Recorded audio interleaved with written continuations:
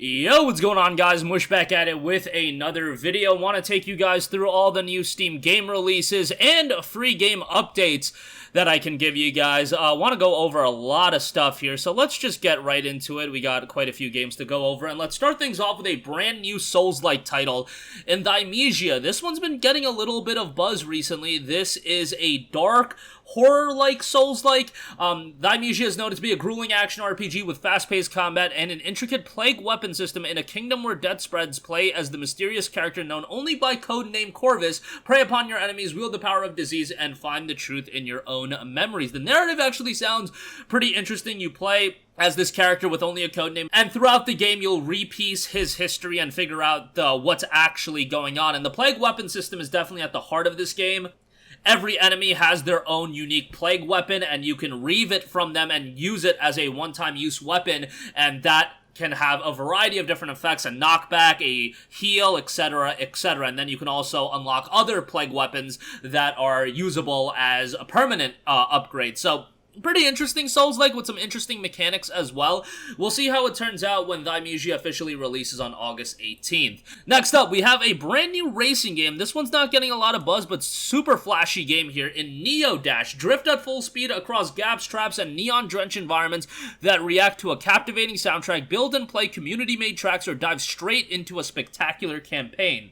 The game notes a large collection of high-energy electronic soundtracks, including Monster Cat releases playlist of over 25 songs from a wide range of electronic genres such as synthwave, drum, and bass, EDM, and more. Challenging campaign that takes you in for an immersive, thrilling ride. Over 45 levels, progressively introducing new mechanics. Find the hidden red gates to unlock hardcore difficulty levels. Unlock car models, wheels, and other cosmetics. Powerful and intuitive in-game level creator.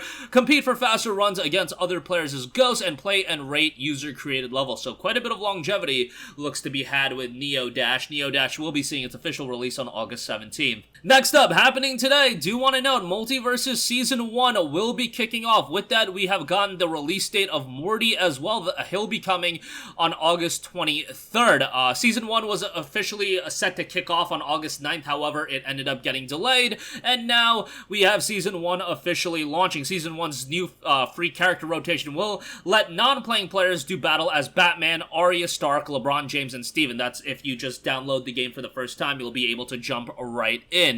Multiversus is a game that's become widely popular. I know a lot of you guys have been waiting for Season 1. Well, it's finally here, available today, and Season 1's going to be interesting because expect updates to be rolling out all season long. Don't just expect a wave of updates coming one day and then it's slowing down. Morty's going to be on the 23rd, and then more updates are going to come thereafter. So Season 1 officially launches today. Okay, moving on from that, do want to also note Path of Exile is getting a major update this week in Lake of Kalandra. I've been seeing a lot of buzz around this. Path of Exile isn't a game that's really up my alley anymore, but I have friends that have sunk obscene amounts of hours into the game. It was noted our August expansion contains the Kalandra Challenge League, improvements to the Atlas endgame, 4 new gems, 14 new unique items, 100 plus buffed existing uniques, revamps to Harvest Beyond and Arc Nemesis, a variety of balance changes, and much more. I'll leave a link to the full patch notes in the description box below, or the full expansion notes, because there's a ton of stuff to delve into. If you're a Path of Exile player, you're probably well informed about it, but this is going to be a major expansion to the game, and once again, a free update. Path of Exile's expansions are free, and it's quite nice to see that this game is still persisting in popularity as well as content updates, because it's one of those games that, from my experience, yes, it can get pretty grindy, but you can also be a free-to-play player and do pretty darn well. Alright, next up we have Catizens. Yes, the sequel to Star Citizen. No, I'm joking. Catizens is a pretty interesting game. This just came on my radar, but the game notes, inspired by RimWorld and The Sims, Catizens is a colony management simulation game where you watch over unique cats with quirky personalities as you help them build and grow their settlement while exploring new lands, facing off against wildlife, and overcoming the challenges of each environment. I do expect cat-centered games to jump up a little bit more after the success of Stray. Catizens obviously has been in development for quite a while, so I wouldn't give Stray the credit there, but this game is hitting early access on August 17th. As it's become abundantly apparent, people love them some cats, and this one is a pretty interesting one, with it being a city builder with a bunch of cats, so we'll see how this one turns out, again, dropping August 17th. Alright, next up, we have THQ Nordic and 9 Rock Games' Way of the Hunter.